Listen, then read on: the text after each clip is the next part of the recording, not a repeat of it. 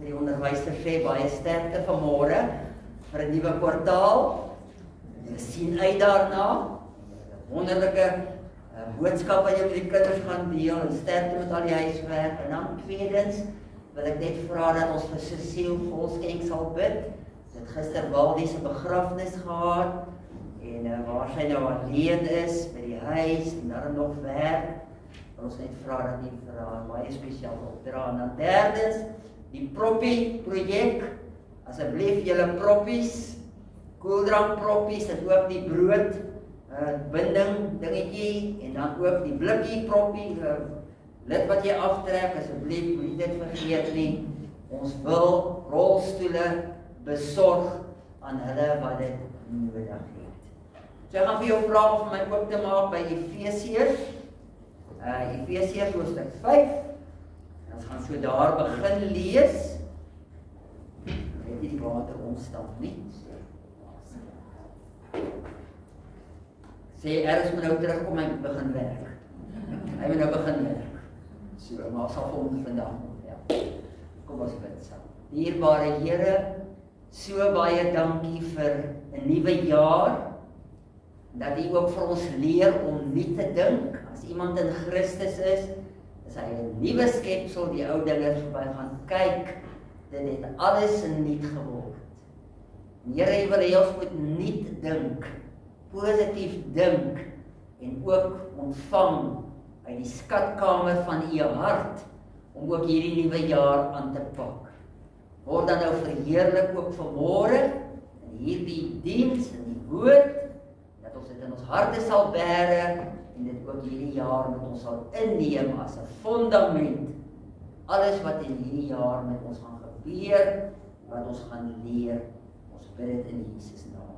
Amen. So kom ons maak oop by Efesiërs hoofstuk 5. En ek wil sommer in die begin, wil ek iets met ons tema, maak Jesus die middelpunt van jou prioriteite.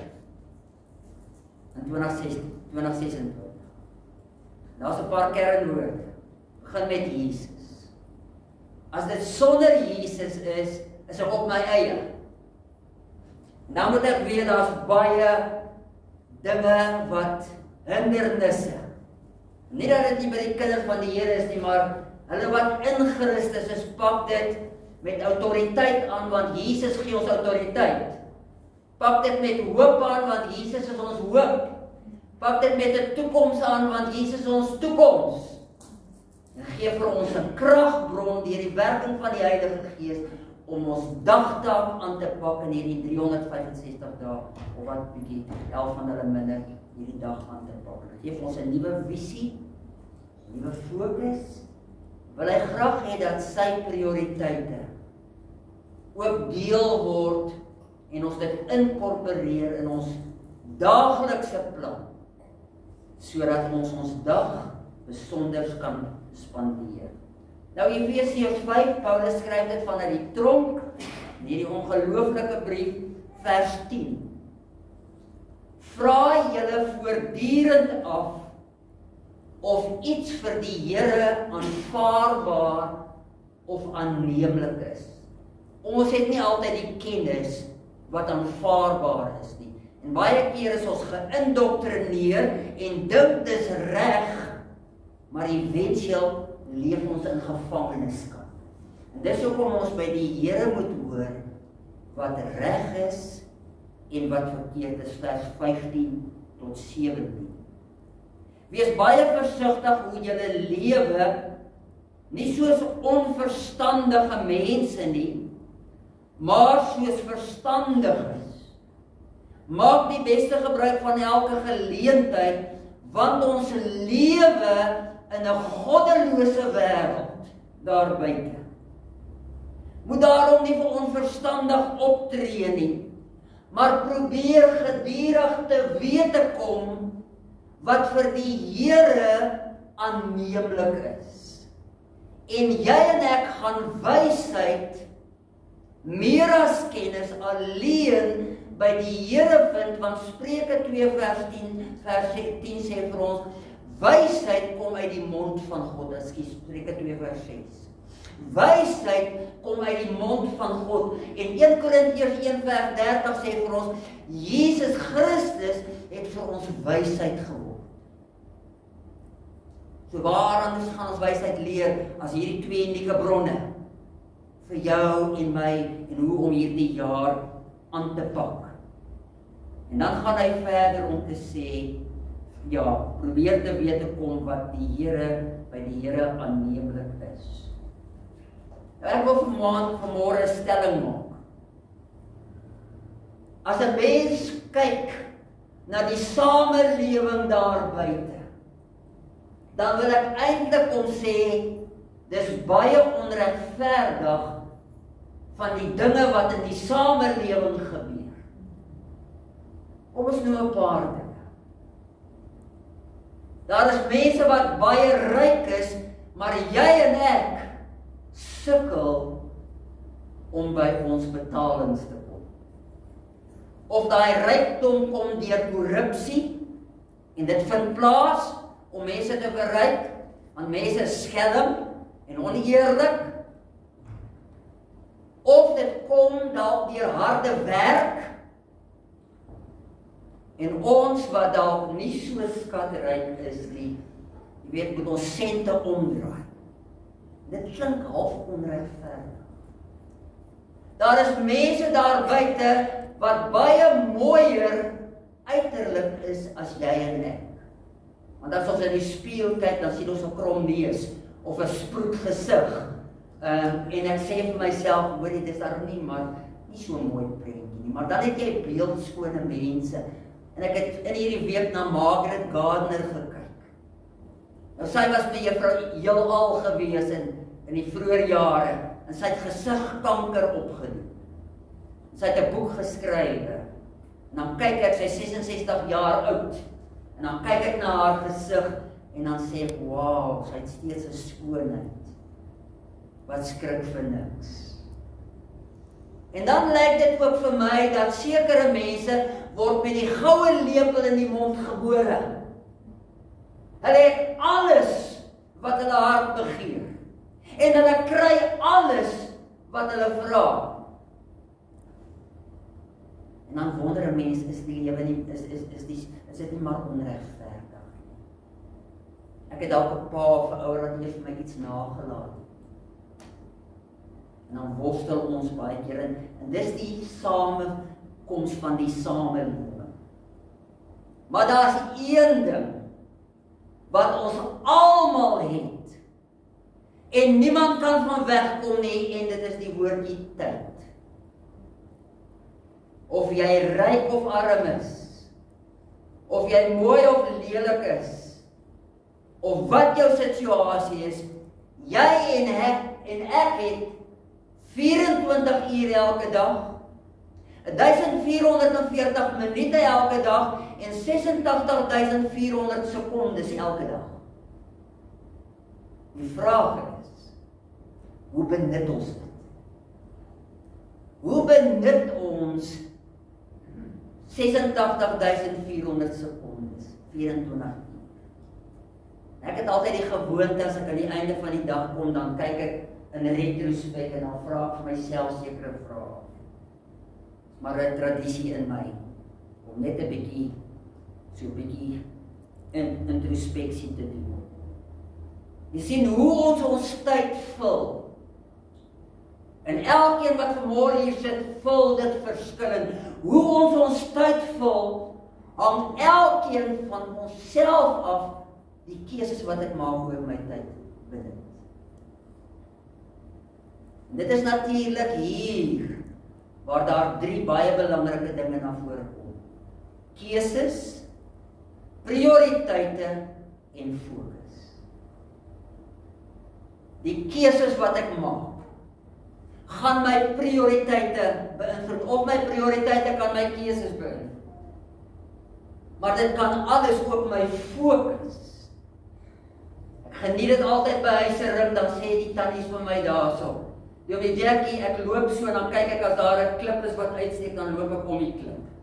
Dat ek nie moet val en my heup breek nie, want ons is nou op daai stadium. Ek word binnekort 71, ons is nou op daai stadium van, ons is nou so versigtig, ons wil nie heupe breek. So, die fokus. En daarom wil ons die vraag, en daarom wil die Bybel vir jou en my kom leer, om altyd nie te dink. Dis die uniekheid van die woord van God. Dis nie 'n boek wat vir my deurmekaar maak. Dis nie 'n boek wat vir my moeg maak nie. Dis nie 'n boek wat vir my allerhande weird goed vertel in die lewe nie. Dit doen dit wanneer ek nie 'n hart het vir die woord van God nie. Maar as ek 'n passie het vir die woord van God, dan is alles sinvol. En maak dit sin in die lewe. Dis hoekom die Bybel vir ons wil leer om ons tyd en ons prioriteite reg te benut. Nou die woordjie prioriteit, ek het hierso so 3 dinge geskrywe. In Engels sê dit vir ons priority, something given specified attention. Dis iets wat ek spesifieke aandag aan gee. Dit kom nie net sommer nie. Ek moet dit laat groei in my, en ek moet dit laat wortel skiet in my, 'n prioriteit, om dit altyd na te kom. Tweedens, die voorrang aan dit wat die belangrikste is. Dis 'n vraag wat ons moet vra, wat is vir my regtig belangrik in hierdie dag? En dan die rangskikking volgens die belangrikheid. Rangskik, so ek moet gaan rangskik. En ek moet sekere dinge eers sit. En daai dinge moet ek 'n bietjie later sit. So dis 'n rangskikking. So daar staan dit, wanneer 'n mens prioritiseer, word dinge, take, opdragte, huiswerk, probleme in volgorde van belangrikheid geplaas, sodat dit wat die dringendste in al hierdie goed van take, huiswerk, opdragte, probleme, dat dit wat die belangrikste is, word eerste geplaas. Wat baie keer gebeur is, ons stel uit. En dan groei dit al groter as dit probleme is. Terwyl dit eintlik dadelik hanteer moet word, want dit is belangrik. Nou Psalm 90 vers 12. En ek het vir baie van julle boodskapies gestuur. Nou nie vir almal nie. Ek het so 70 boodskapies uitgestuur. En dit was my kernvers gewees, wat ek vir jou gestuur het, en kom ons lees dit weer. As jy kan sien, lees. Leer ons om ons dae te tel, en bewus te wees van wat ons doen met ons tyd. Hoor mooi. Here, maak my bewus dat ek nie soos 'n dobbertjie wees wat op die water afgaan en sommer net hier en daar gryp nie. Maak my bewus van hoe ek my tyd spandeer. Leer my om my dae en tyd so te gebruik dat ons wysheid bekom. So ek moet gaan sit en ek moet gaan dink. Ek moet nie net inbars nie, ek moet gaan dink. My brein inspan, hierdie wonderlike orgaan, moet ek gaan inspan en daardeur beplan. Want elke dag is 'n geleentheid om 'n hart van wysheid te bekom. En dis hoekom ons leef nie môre nie, ons leef vandag. Matteus sê ook, moenie bekommer oor die toekoms nie, bekommer vir die dinge van vandag. Dis hoe God werk. En as Jesus dan aan die woord is, kom leer hy vir ons iets verder, wanneer sy disippels gaan kos koop. En Judas is saam wat die geld gedra het. En Jesus was hier besig om met 'n prostituut in gesprek te wees by die put. Want hy moes deur Samaria gaan. En dan stop hy, hulle kan die kos en goed gaan koop. Ek het nou 'n afspraak van God met hierdie vrou. En dan vra hy vir haar, gee my water om te drink. So begin die gesprek. En dan kom hulle terug en hulle is verbaas dat hy met hierdie vrou praat, want in ortodokse Joodskap mag 'n man nie met 'n vrou praat as hy buite is. En nou is Jesus in gesprek, so hy gooi die reëls oorboord, en nou kom Jesus en hy vra vir hom, Here, is jy nie honger nie? Hy sê die volgende. Maar Jesus het vir sy disippels gesê, my voedsel is om die wil van my Vader te doen en om sy werk te voltooi toekomende tyd. Dis my geestelike voedsel. Om my Vader te behaag en die taak wat hy vir my gegee het, toe ek saam met hom in die hemel was en gesê het, jy moet mens word en ek lê aan jou die taak om gekruisig te word, om die koninkryk van God te bring na die aarde toe. Ek moet daai taak voltooi en dis hoekom hy geëindig het aan die kruis. Dit is volbring. Tetelestai, it is finished. Hy het die taak volbring. Geestelike voedsel was vir hom belangriker as fisiese voedsel.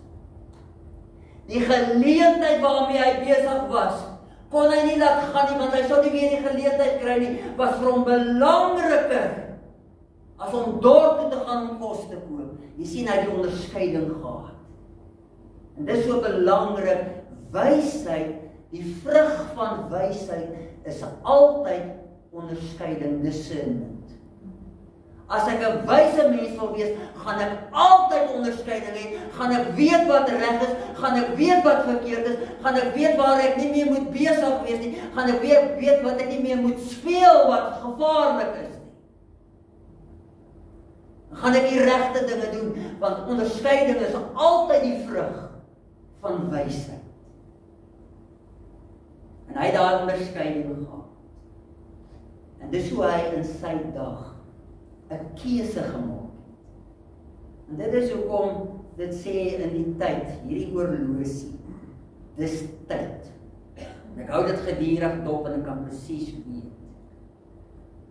Een dag 24 uur, 1440 minute, 26.400 sekondes. Nou die sleutel. Nou ons weet dat 'n sleutel sluit altyd oop op 'n sluit. Die Here wil hê dat ons die sleutel van ons hart moet neem, sodat hy dit kan oopsluit. Dis soos met die ark. God het die ark toegesluit. En hulle kon nie uitkom nie, want hulle was beskermend gewees. En so het jy en ek die sleutel van die lewe. Ek onthou toe Ernst 21 geword het ons vir hom die familie sleutel gegee. Of horlosie althans, maar sleutel.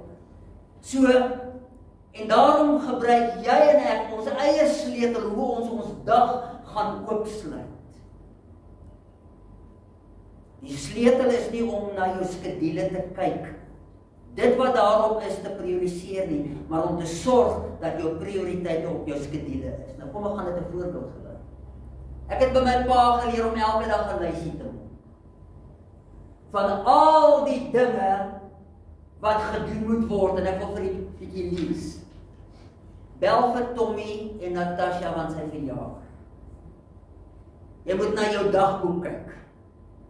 Jy moet fotostate maak. Jy moet jou boekrak regpak.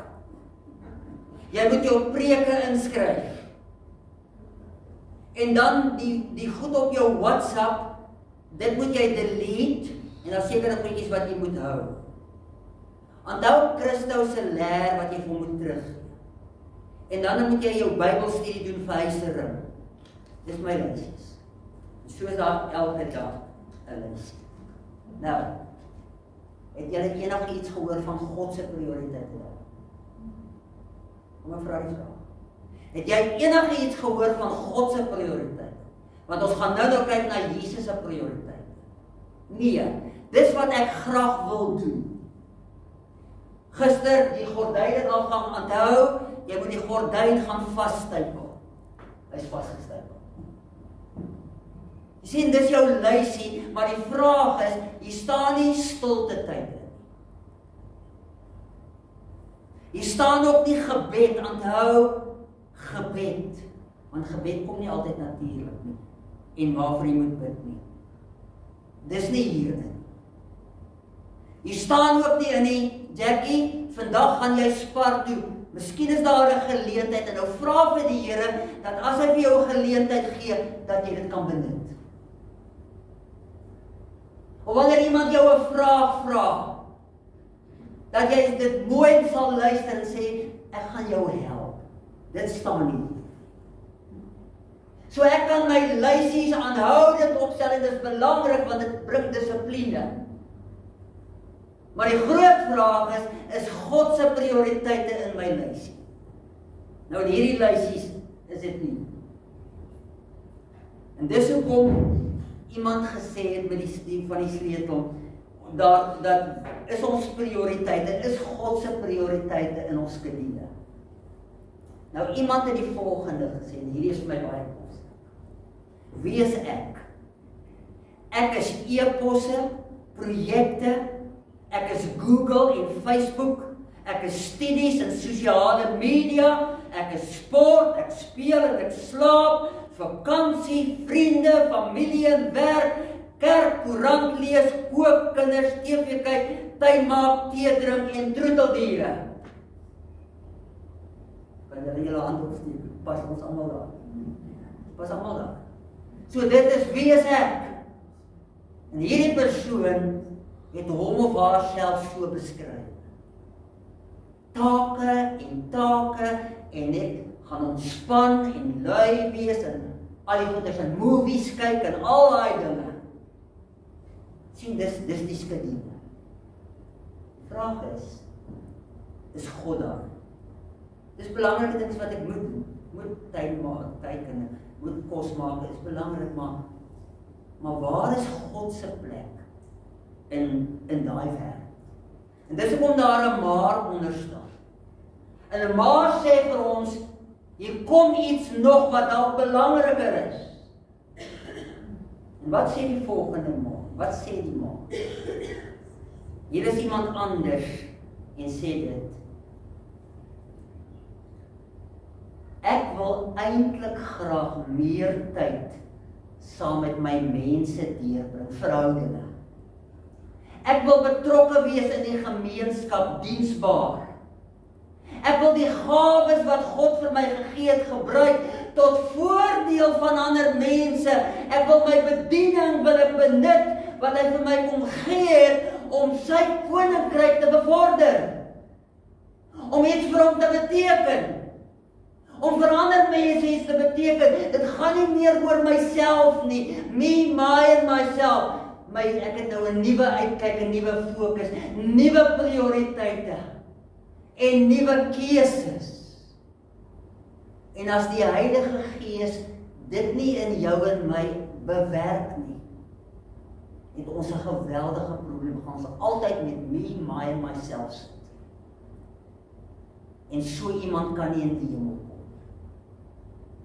Want as die Here Jesus ons wederbaar en nuut maak, dan sê Efesiërs, as iemand in Christus is hy 'n nuwe skepsel. Die ou dinge het verbygaan, dit het nuut geword. Hierdie tweede aspek is iemand wat nuut geword het en dink aan verhoudinge en belange van die koninkryk en die hart van God.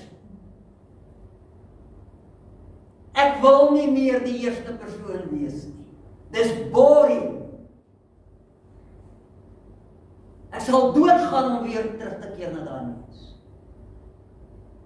Ek wil in Christus hierdie nuutheid, wil ek verder dink. Ek wil nuwe horisonne hê. Ek wil sy prioriteite deel maak. En jy sien, dis hoekom dit so kosbaar is. Om by 'n plek te kom waar ek vir myself sê, ek wil myself nou begin gee. Dis beter om te gee as om te ontvang. Ek wil meer diensbaar wees. En die Here, ek wil U seën op my lewe hê. En bewaar vir my om terug te keer na die ou paaie. Want ek wil anders begin lewe. Met 'n veranderde uitkyk. Wat was Jesus se prioriteit? Nou Jesus het 7 prioriteite. Nou ons is nie Jesus nie. Maar die vraag is, kan ek van sy prioriteite in my skedule inpas? Ek wil hy was 'n skrynwerker saam met Josef sy pa. Hy het geweet om met hout te werk. Maar op 30 het God die Vader hom geroep in die woestyn en daar het sy bediening begin. Matteus 4. En wat is sy prioriteit? Die heel eerste, die prioriteit van die Here Jesus was heel eerste God se koninkryk en sy geregtigheid. Matteus 6:33. Soek eers die koninkryk van God en sy geregtigheid en die res sal vir jou bygevoeg.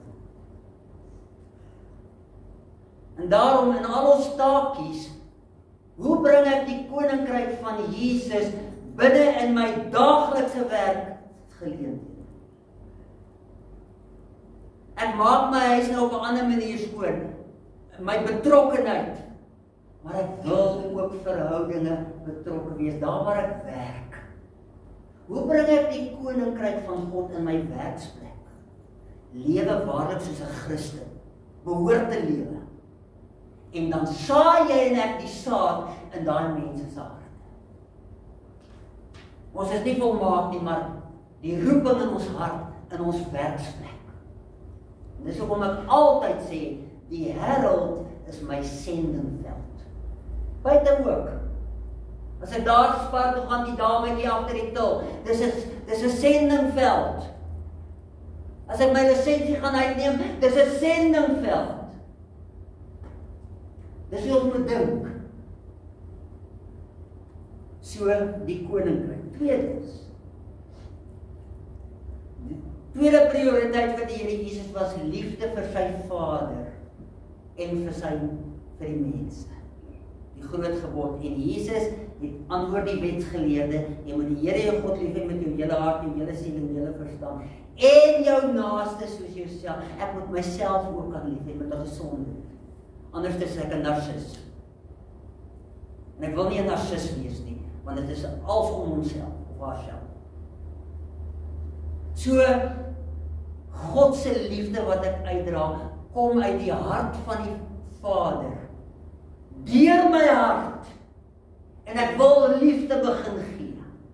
Ek wil die gebrokenes begin, die man wat die kar oppas, wil ek vir hom liefde gee, ek wil met hom 'n woordjie wissel. Om vra, hoe gaan dit? En elkeen het sy storie, selfs nie altyd die tyd nie. Maar dis 'n sendingveld. Maar dan moet ek myself ook gesond lief hê. Want as ek myself haat, kan ek nie lief hê. As ek so baie bagasie in my eie lewe het, gaan ek sukkel om myself lief te hê. Gaan altyd compare. Die Here moet verlos ons van al daai dinge en hy gee vir my, dis soos Psalm 139 vers 14 sê, I am wonderfully and fearfully made and my soul knows it well. So kyk in die spieël en dan kan ek sê, Here, dankie vir jou. Jy het iets kosbaar. Want hy wil dit hê. Derdens, 'n prioriteit van die Here Jesus was aanbidding en gebed. Dis hoekom hy hom dikwels afgesonder het. Tyd alleen gaan spandeer het. Die disippels is met 'n bootjie op die see in die meer van Galilea en hy is op die berg alleen, hy sonder hom af. Gebed, die Here gee hierdie jaar vir my 'n jaar waarin ek 'n prioriteit het van gebed. En dan moet ek tyd maak, so ek moet gaan sit en beplan. Want ons is almal besig. Ek het al baie keer gewens, 'n dag kan 36 uur wees. Maar God het dit beskik as 24 uur. Daar's 'n rede daarvoor.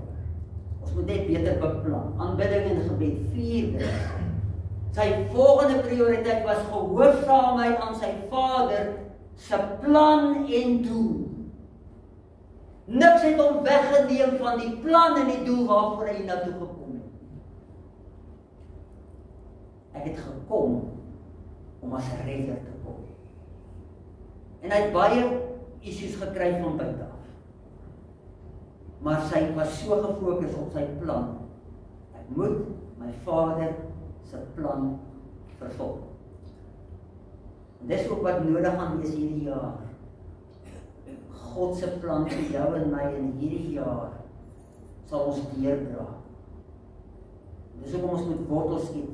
En ons is swak mense, want ons raak gou afvallig en ons vergeet, want na 2 weke gaan die preek dalk vergeet word. En ons moet onthou, sy gehoorsaamheid, en waar leer ek gehoorsaamheid? Uit die woord. As julle my liefhet, Johannes 14, as julle my liefhet, bewaar my gebooie. Psalm 119, hoe lief het ek die wet, sê Dawid, dis my bepeinsing die hele dag. Nou ons kan nie die hele dag nie, maar dis my bepeinsing, maar ek oordink die woord, want hoe lief het ek die wet. Vyfdens, die verkondiging van die evangelie, dit was sy passie. Lukas 20 vers 1, Jesus was in die tempel besig om die volk te leer, om hulle die evangelie te leer.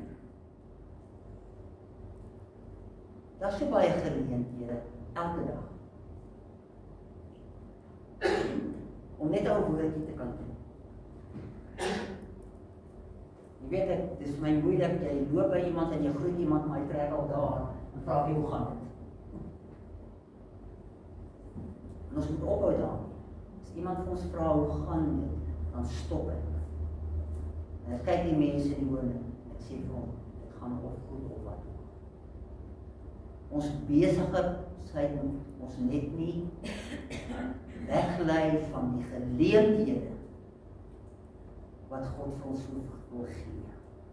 Sestens, 'n prioriteit by die Here Jesus, hy was diensbaar en hy het omgegee vir die gebroke mense. Die mens van God het nie gekom om gedien te word nie, maar om te dien en sy lewe as 'n losprys te gee. En dit moet 'n passie in ons hart wees. Ons is besig, ons moet ons eie dinge doen. Maar is daar dalk geleenthede wat ek kan dien?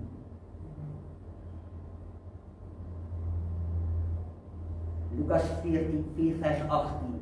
Die Gees van die Here is op my, het my gesalf om die evangelie aan die armes te verkondig. Hy het my gestuur vir die vrylating van gevangenes. En dan sewende, die opleiding van sy disippels was 'n prioriteit vir hom. Beginnend in Matteus 5 vers 2, op die berg gesit en hy het gaan sit en toe het hy sy disippels geleer, die saligspreek, die berg te bepaals. En dis hoekom toerusting vir jou en my belangrik is. Dis hoekom die Bybelstudies belangrik is. Dis hoekom die bidure belangrik is. Dit is om jou eie Bybelstudie belangrik is, dat jy jouself toerus. Jouself bekwaam maak om die woord van God reg te sny. Want as ons die woord ken, dan ontvang ons baie sien uit die hart van God. Daarom sê Efesiërs 5, en ek wil dit maar net weer in Engels sê, look carefully in how you walk, live purposefully and worthily and accurately, not as the unwise and witless, but as wise and intelligent people, making the very most of the time, because the days are evil. Therefore, we do not be vain and thoughtless and foolish, but understanding and firmly grasping what the will of the Lord is, and try to learn in your experience what is pleasing. Try to learn in your experience what is pleasing to the Lord, and let your lives be a constant proof of what is most acceptable to Him. Nou wil ek afsluit met 'n gedig. En Linda Ellis het die gedig geskryf, The Dash. Nou vir haar is The Dash jou geboortedag, doetjie, jou sterfdag. So nou wat sit ek in van my geboortedag, en ek word 'n baba, en ek word kleuter, nou gaan ek laerskool toe, hoërskool toe, universiteit toe, ek het 'n werk. So wat plaas ek in daai tussen die twee? Tot aan die dag dat ek sterf. Hoe lyk daai lewe vir myself en hoe lyk dit vir God? En dis hoekom dit belangrik is, ons almal het ons eie idees van die lewe. Maar hierdie the dash bring jou en my terug na om God gedurig te vra. Wat moet ek in hierdie tussentoestand plaas? En sy skryf die volgende. I read of a man who stood to speak at the funeral of a friend.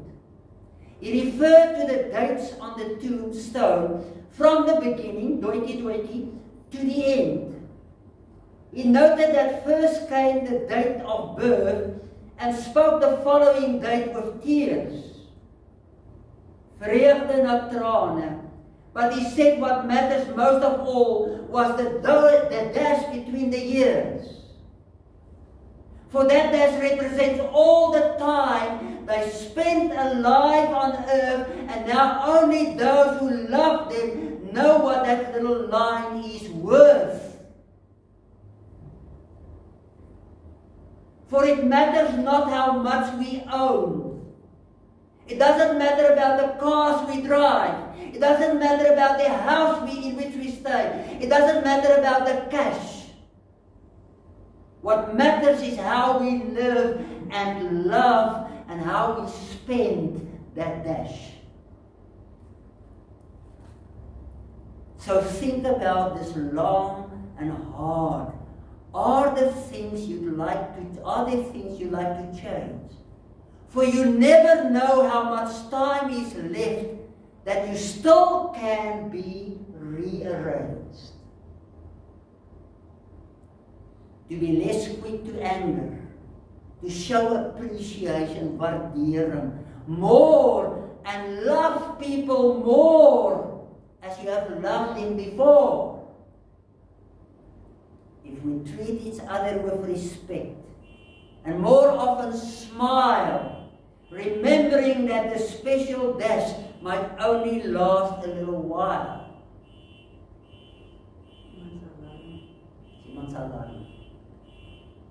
Nou Waldie, die 17de Desember, het ons laaste dag gehad. En Waldie het nog my gesê, Jackie, ons gaan 'n vleisie braai en ek wil hê jy moet my motorfiets ry. 22 Desember is hy oorlede.